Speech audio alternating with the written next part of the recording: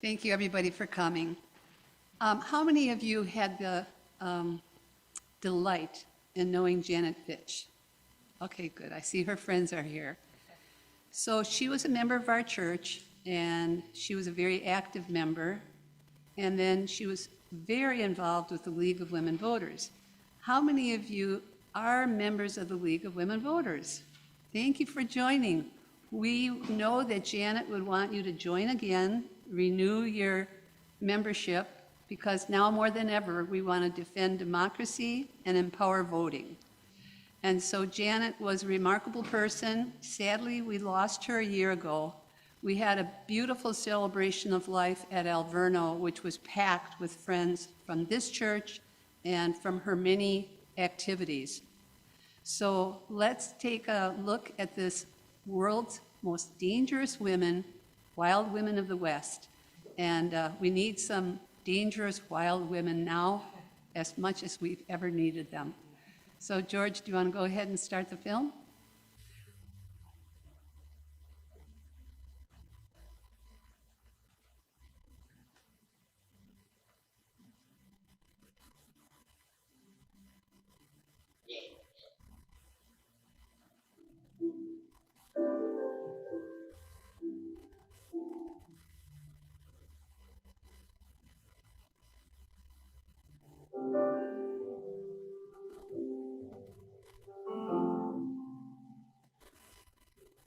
I am open and I am willing to behold would seem so strange if it's the arms those who go before us. So lift me up with light.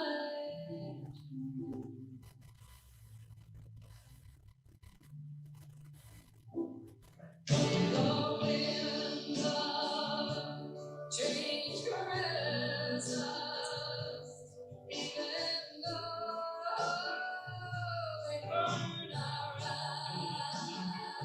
But I am open and I remember, I think it was like my third grade classroom, there was like a wallpaper border around the room which had the faces of all of the United States presidents.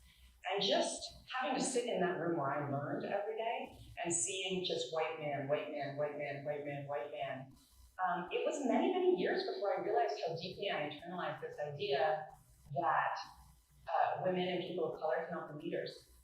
And so it's not so much that I wanted to be president of the United States, it's that it demonstrates that the halls of power are populated by white people and men.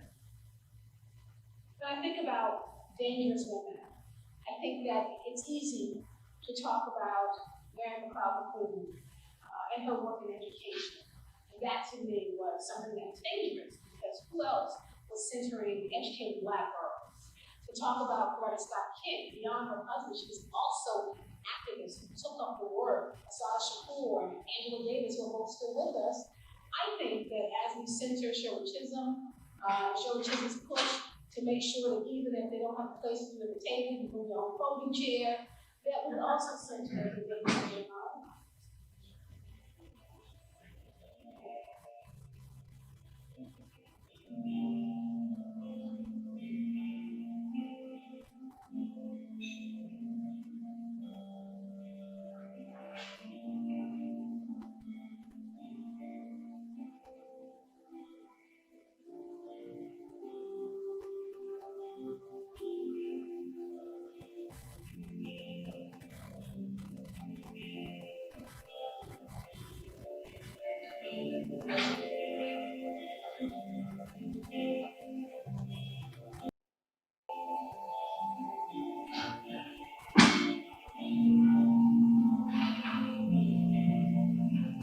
My great-grandmother, in fact, wrote to her daughter, my great-aunt, who was living in New York at the time. This was sometime during the 1980s. She said, "It must be hard on you to be in a place where you can't vote. And I hope that you're campaigning to rectify that." history allows us to understand what's going on today in a different way. All of the gains that we make as women living in the year 2020 are contingent on the gains that women before us have made. When I think about dangerous women, I think about the women who poured their very blood, their sweat, their tears into me. They taught me how to fight. They taught me what to fight for. They taught me when to walk away. And to taught me how to properly define what it means to be dangerous in a context that I'm comfortable with. And it helps to shape and define my life. I'm originally from the Wind River Reservation here in Wyoming, located in central Wyoming. 2.2 million acres, beautiful place. We have rivers, lakes, high desert areas. It's beautiful. I'm from the Intermountain West, Nevada, Idaho, Wyoming, California. I grew up in single wide trailers on dirt roads. And sometimes when I hear my colleagues talk about sort of our shared middle class background, I think, it's not mine. And so my heroes were these women who just really made do. And they made do in ways that kept our communities afloat. I was raised in a little ranch farm in Northern California, in Mendocino County. It was the land of the Pomo people. My parents brought in these records that they ordered in catalogs, and it's how we learned about the world. We were very isolated. Music helped us go out into the world, at least I'll speak for myself, to be fascinated by the world rather than fearful of it. I certainly learned about being a Wyoming woman and a Wyoming woman in politics with some of the women who I started to serve with 12 years ago, and women from both the Democratic Party as well as the Republican Party, and about the absolute need for us to work together. Wyoming was a territory, and as a territory, it recognized women's right to vote. In the fall of 1869, Wyoming being the first government in the world known to have granted general and unconditional female suffrage. What I find when I look at women in the West is that each region is so different. So people who moved from the Carolinas into Texas have a very different idea about gender roles. It really is diverse. There isn't a monolithic West. What I've learned about women in the West over my whole life is just there's a certain independence and self-reliance that comes from living in the West. Everybody's got to work hard to establish something here. The history of suffrage is a complicated history. It was not simply kind of the Wyoming men sitting down and saying, well, of course Wyoming women should have the right to vote. You know, the thought was, we don't have very many people. If we pass something like this, maybe we'll get more people to move here. And, you know, with the 6-to-1 male to female ratio, women were welcome. You know, they wanted them to move there. I mean, it didn't actually work out. Women didn't flock to Wyoming because they had the right to vote. But that was a whole thought process.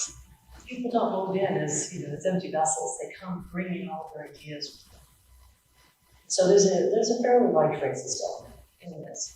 And it was right after the Civil War, Black men were given the right to vote.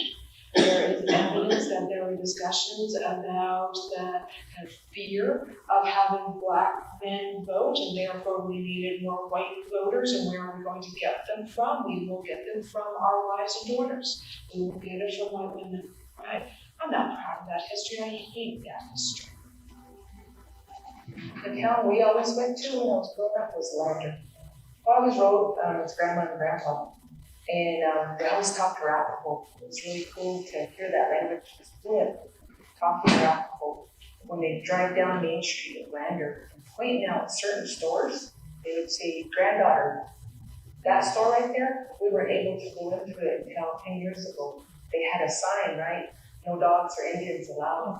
But yeah, when they told the stories, they weren't angry. It was just a fact. It was just telling history. Maybe for, you know, all the wrong reasons, the Western women got the right to vote first.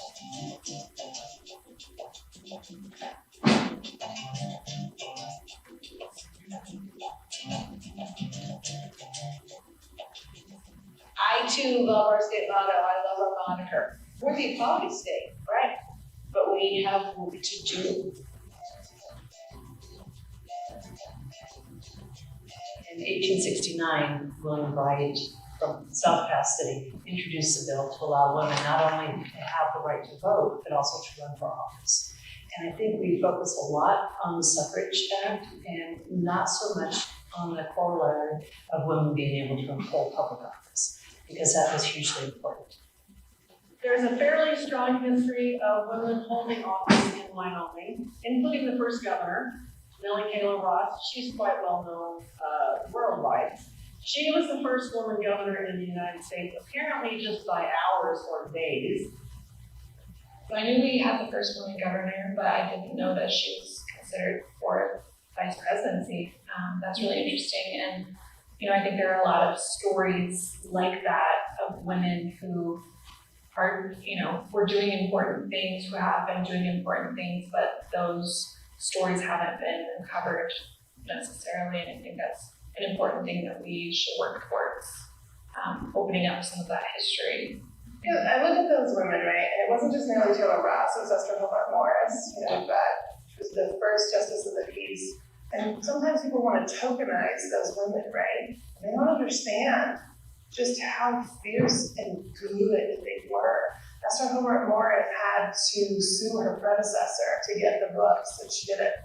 Esther Hobart Morris had to kick her own husband out of her court. She had to get the bailiff to toss him out. She had to go through all of that. Not one of her opinions was ever overturned. She knew what she was doing and she did it well. You look over at Utah, you have Martha East Cannon, who was the first woman in the country to ever serve in the state legislature. She was a living and she ran against her own husband for that seat when she won. The newspaper said, of the two, she was the better man. In that way, and we used to reward it. And I'm afraid we just need to remind people to do that again. The millennials, this new generation, we will take those young congresswomen, especially young women of color. They have inhabited anti-imperialism and anti-war in a way that I don't believe the women's liberation movement did. And I'm very impressed with their natural feminism. You know, they don't have to talk about it a lot as a thing. They just act it out. I think the way we recuperate and we hold on to those women in our communities is by seeking out and listening to stories of a lot of women and not assuming that a dangerous woman looks or acts only in one certain way, but that we all have parts of our being that can be dangerous in different situations. In some ways, the greatest impact that dangerous women have had, as I've seen as I've studied through history, is simply by being visible. It's really important for women to do what they do as visibly as possible. Women in positions of leadership, women in positions of success, because it speaks to that little girl in the classroom who's getting the message. All the people who are doing powerful and cool and interesting things are men or are white people. And so I think that there's a sort of responsibility for women, especially who are doing powerful or interesting or subversive things, to do so visibly, recognizing that that often comes at great risk.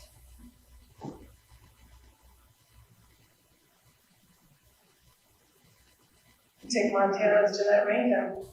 She was unapologetic about who she was. And I hope I get a vote in my career that is 59-1. The way her vote came about, you know, when she knew it was the right thing to do.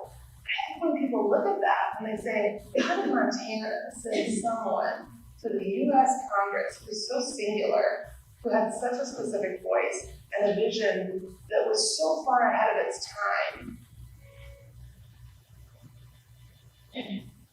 So if I had to think about dangerous women that influence me, I would have to think of people in my family first. My mother, for example, is one. I was raised with a feminist consciousness by a single mom, and so I was always the sort of kid who knew too much, who was yelling about politics back when no one else was really paying attention as we were middle schoolers. My dad was an activist for the civil rights movement, and he spoke to us about pushing the boundary. I had a great aunt who served in World War II. She was a Navy nurse. She served directly with Eisenhower. My grandmother, she was also on the city council. And I remember at some point they tried to freeze her out of the city council, the other members. My grandmother was sort of the staunch feminist. And she had to drive around town, find where they were meeting. My role model is my Na'a. Na'a and Grandpa was my mom. And never forget, my mom used to always read stories to us, and I remember when she put Harriet Tubman's story in my hand. And that was one of the most powerful moments, because not only did I see her, but I saw Harriet Tubman really out there, and that just really kind of set a tone for me the rest of my life to fight for justice for all. And it did. It increases visibility for other women, and so they're able to say, I can do this. I can write something controversial. I can stand up for myself. I can testify to something atrocious that happened. I can run for office. This is the historic territorial House chamber where debates regarding women's suffrage took place. This is it. You're right here. You can imagine folks on the balcony here listening to those debates. It still gives me chills whenever I come into this room and think about the history. The Constitutional Convention that took place in Cheyenne in 1889 considered whether to include female suffrage in the Constitution of the application for statehood or not. But in 1890, female suffrage was retained in spite of congressional objection. So the U.S. Congress said, what? You can't do this. And Wyoming said, no, we're not going to be a state unless we can have female voting. So we're proud of that.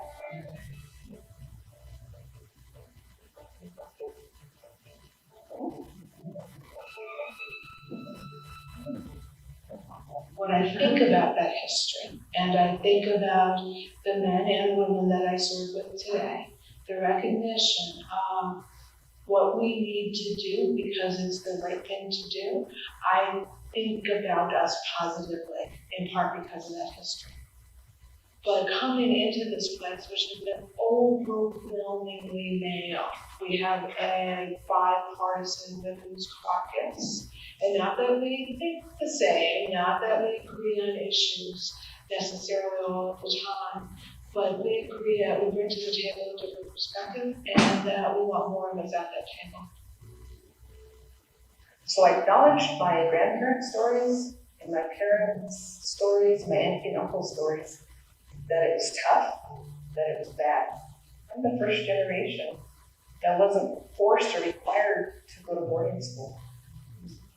My mother became friends with elder Pomo women who actually remembered men on horseback coming in and kidnapping children.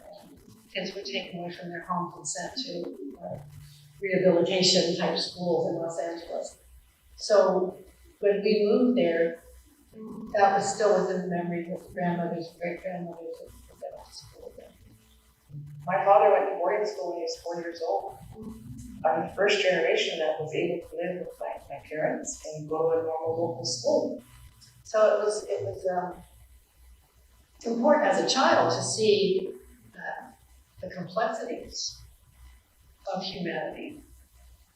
My mom inspired her 7 daughters, no sons, to be engaged, to get involved, to stand up for what you believe in and fight for what's right.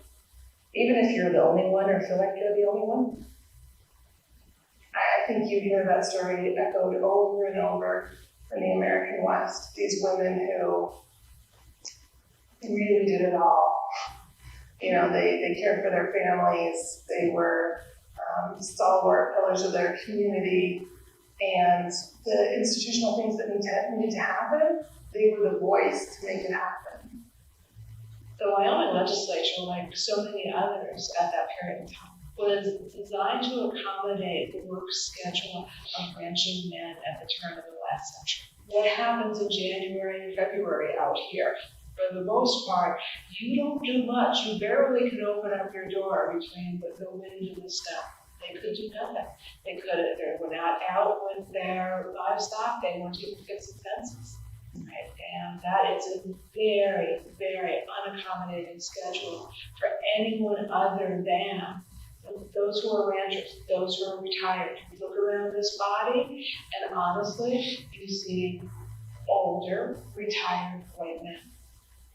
And I think that's an institutional issue that we could be working on and changing. Going through those struggles right now of being a strong Indigenous woman from the reservation, it's not equal. Native American women didn't get their rights to citizenship until 1924. There are some cases where Native women could have voted, but in order to vote, they would have to have relinquished their affiliation with tribal sovereignty and become U.S. citizens. And most of them weren't willing to do that.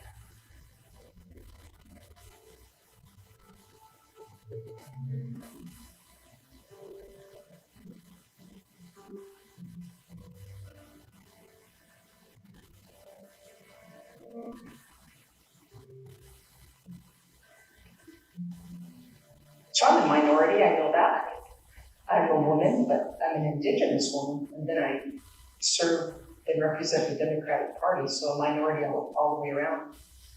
I think one of the things that's happening in this moment is that our advocacy has become more beautifully intersectional. The power in that movement is, we want to make sure that Black women are leading this fight, that in Wyoming, that Native women are leading this fight, and we're lining up behind their leadership, and we'd be foolish not to.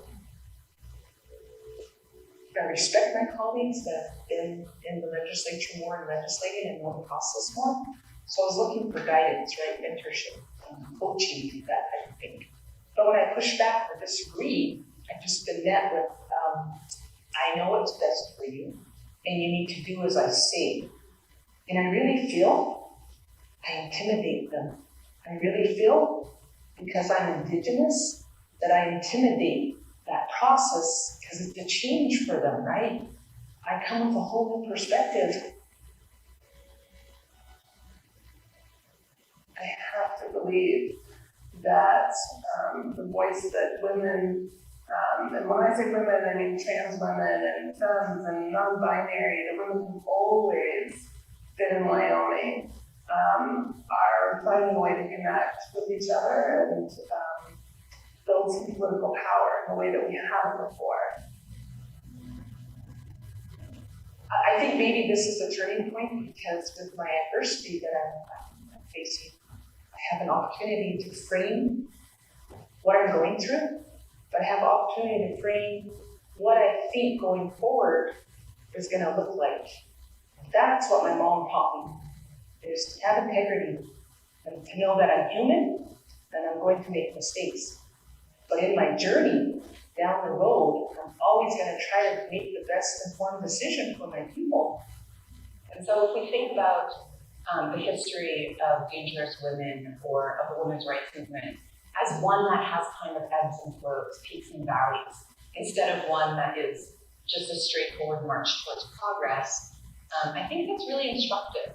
Not only because I think it's more true, but also because in a political moment like the one in which we're living, it allows me to not lose hope. Because I realize that every time there's a period of losses, there's also a period of gains. I have made a point to center what it means to fight for peace in a world that's held in war. When sometimes people talk about what it means to be a peace activist, they think that means we don't know how to fight. I just think that we choose our battles wisely and we find different weapons of war. Or sometimes about picking up your pen, picking up and raising your voice, picking up and raising up the people around you. Sometimes about pouring the spirit of activism into your children. That's the way we fight. by making sure that the next generation is armed with the tools they need in order to continue to do the work, so that when freedom finally shows up, that somebody's here to lead it and really enjoy it. Well, peace is much more than just a cessation of fighting. That's just the first step. Real peace is building a civil society, building cooperation, equal rights for all of the country's people, so that collectively they can shape their own future. It's important to note that it's not all the time that there were no women doing things. And so when you're a young girl and you're sitting in a classroom and you're hearing the history of men, you think, oh, women didn't do important work. Well, that's not true, and it's never been true. And so I think that our role as scholars and historians, in addition to mentoring women who want to do the same kind of work that we do, is to make visible the accomplishments of women and their centrality to history that have been obscured by narratives that have been created around female accomplishments, leaving women out of the picture.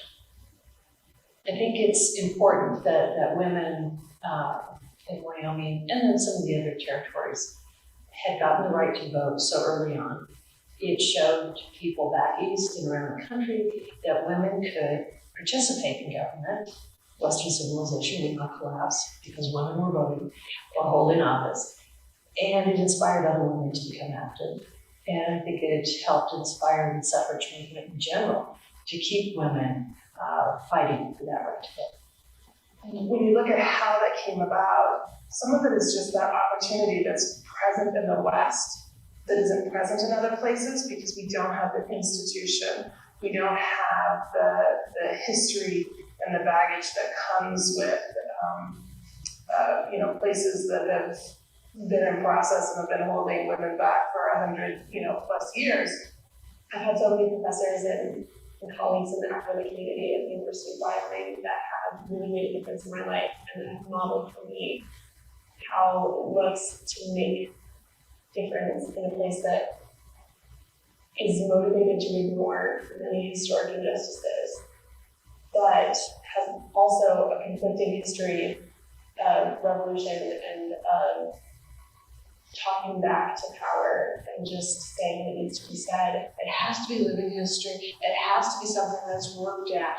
It's not something that's simply in the past. It honestly takes daily work, and I don't think that we're doing it well.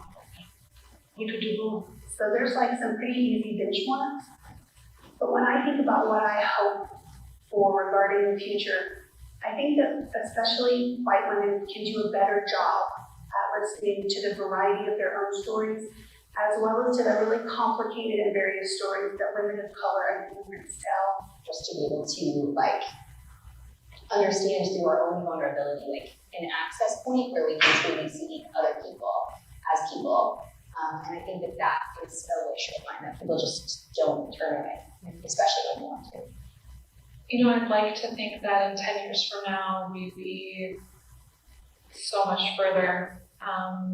Reality tells me that there's a lot of work to be done, and there's a lot of awareness that we need to inspire within each other. I think that women need more resources to step forward so that everybody's on the same line. Not step ahead of anybody, but just step forward. That shouldn't be revolutionary, but it kind of is at this point. I was that little girl, and so I want to empower our youth that I'm you. I grew up on earth all my life, but you could be here. You could be doing what I'm doing because I'm you. You're me. And building this platform that's kind of been built before me by our mothers and our grandmothers and our great grandmothers. And here I am fortifying that platform. I'm going to make it a little bigger for you. I want to educate them. I'm making them aware. I'm making them acknowledge that their voice matters and that their vote matters. It may not seem like it, but it does. I think that individual women and smaller movements have actually made huge cultural changes that we don't necessarily recognize because we can't say on such and such a date, such and such a law was passed. But through their advocacy and their visibility, they've been able to change the way that we think about women and the way that we understand women's rights in this country. when you look into the past, the dangerous women were always the ones who said, I don't think so. This isn't fair. Dangerous, of course, is in the eye of the beholder, so, and progress is sometimes resented. And in that case, perhaps we are all dangerous if we try to make any kind of change for the good. This is not the beginning. Because we've been doing this and folks before us and generations of Americans have sacrificed and engaged in very grave civil disobedience, often times that are even worse than that. So this is not the beginning, but it's also not the end.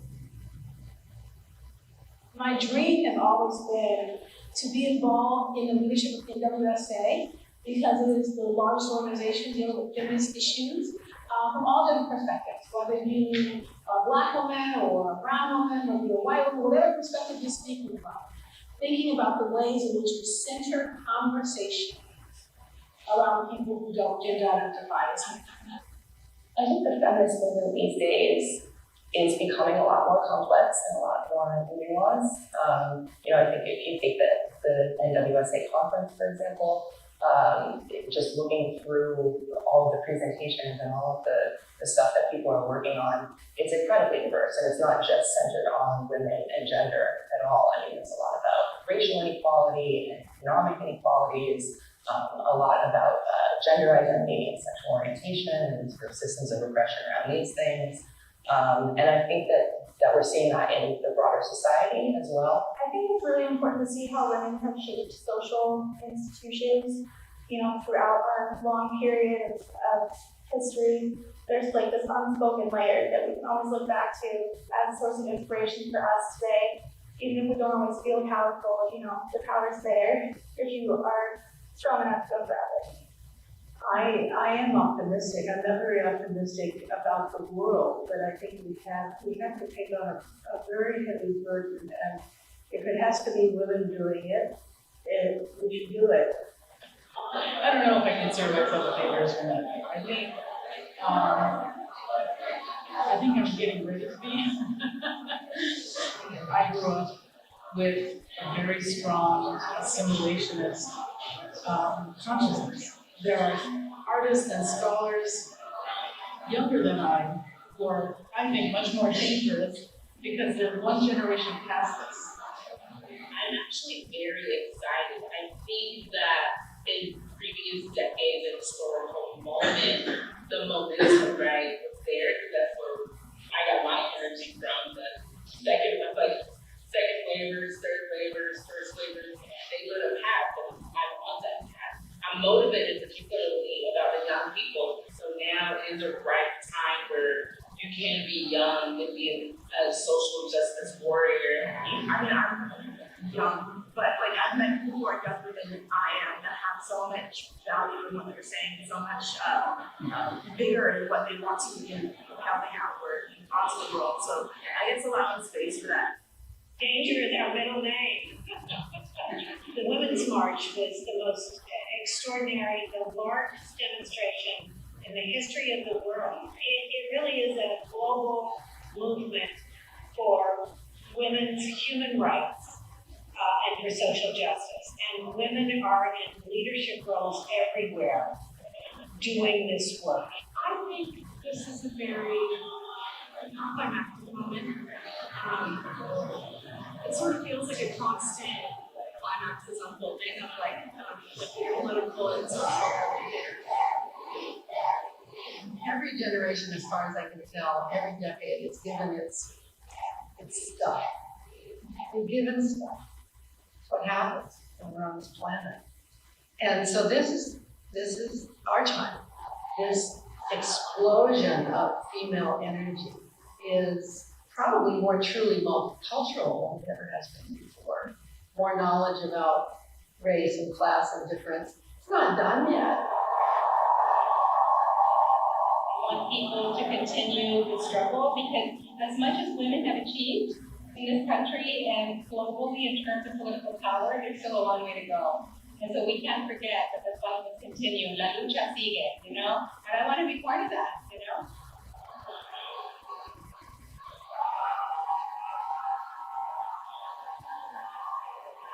The bigger picture, it doesn't matter how we get there, as long as we get there together.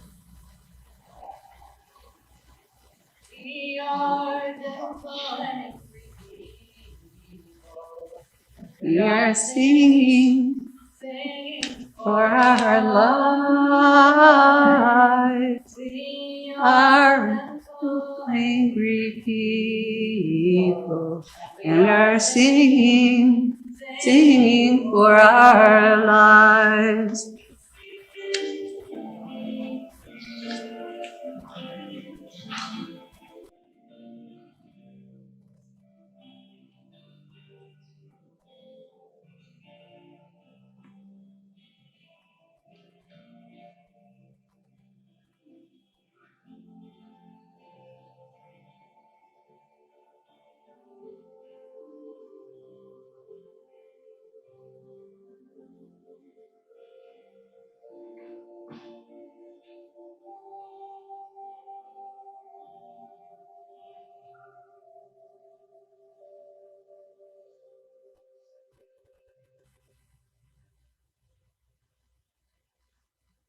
When every woman in the world has her mind set on freedom, when every woman in the world dreams the sweet dreams of peace, every woman from every nation, young and old, each generation joins hands in the name of love.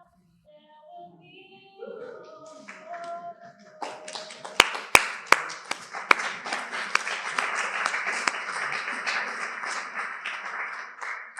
Thank you, everybody, for coming. We do honor Janet Fitch. She was a powerful member of this church, a very active, strong leader in the League of Women Voters, Milwaukee County.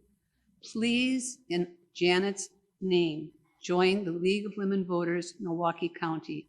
You can Google that. Men are welcome. All the men who have joined, raise your hand.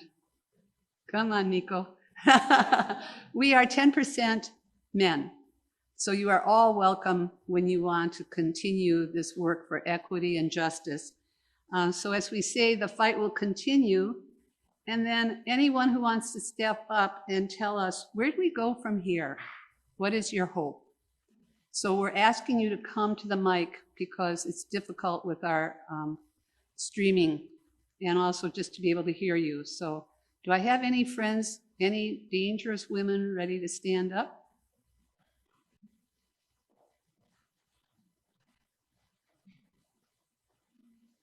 Hi, I'm a member of the church. I'm Mary Kay Flynn. As I was watching this, I was thinking, I need to have my grandchildren meet on a regular basis with me to hear stories. And it doesn't have to be this long because they may not be able to sit through all that. An 8-year-old daughter, granddaughter, and a 14-year-old grandson. But they need to hear my stories because I've been active for many, many years on things, but also to see how they can become involved. And I'm just throwing this out to the church. Maybe we could do something intergenerational with children, because this was so inspiring. And I think our children need to hear these stories. And I'm going to call on Janet's grade school friend, come up and say hello. So some of you have known Janet a long time. Again, she was a most impressive person. She believed that sisterhood is powerful, that our love can mend a broken world. And come on up. Hi, I'm Michelle Wade, and I knew Janet in grade school, high school, and recently. And I'm just feeling so lucky to have had her in my life. She was a force of nature, a kind and deeply empathic friend. she traveled and did so many things so that there'd be big chunks of time when, as adults, I didn't see her. And in fact, I learned about her death out of the blue, and it shook me deeply. But she had some kind of backbone that just never gave up. And that's what I'm going to carry with me. And I'll join the league. Thank you. Thank you. Thank you. If you don't feel like coming to the podium, if you say it briefly, I'll call it out. Where do we go from here?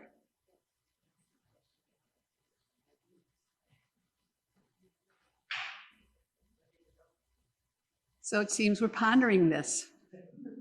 We're pondering this, yes. Come on up. You're a dangerous woman.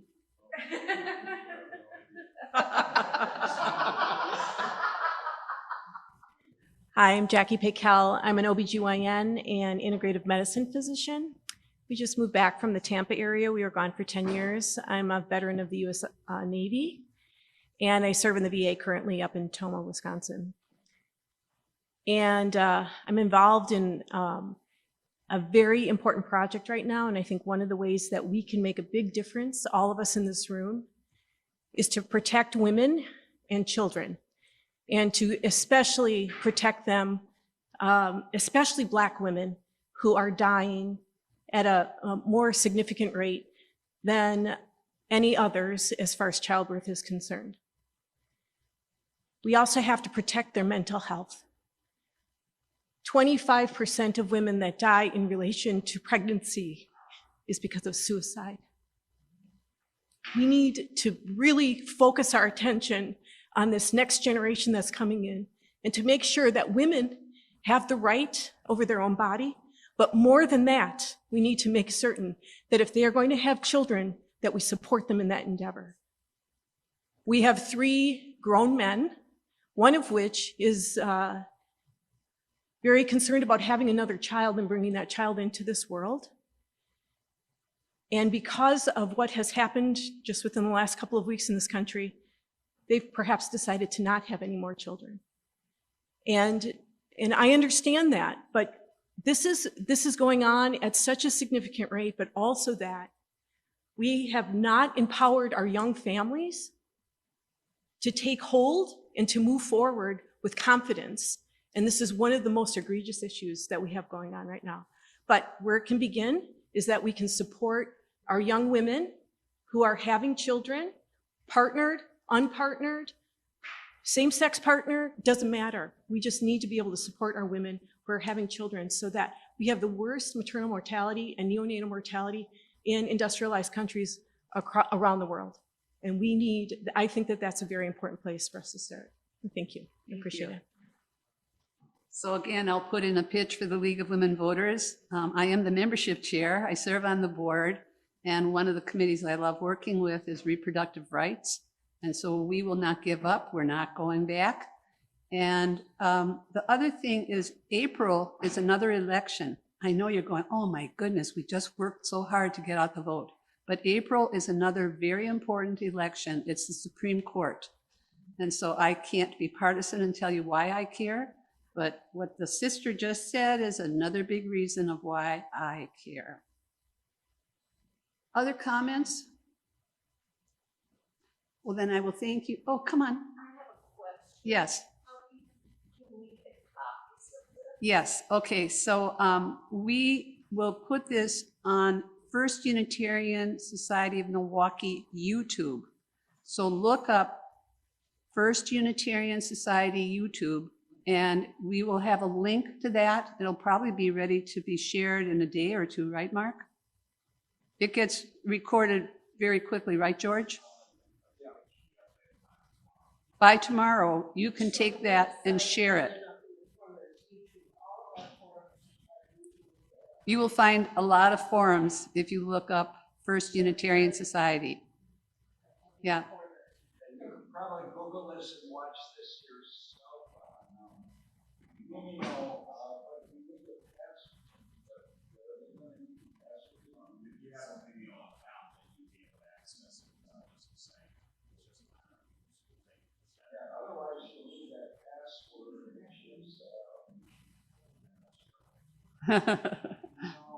Okay, I'm going to acknowledge that the next service is starting. We will have a link for you. Is there a DVD for If you reach out, if you could Google my name with the League of Women Voters, Patricia McFarland. You can also Google Patricia McFarland Abortion, Wisconsin, where I shared the story that you were talking about, the difficulty before we had reproductive rights. So thank you, friends. I'm very glad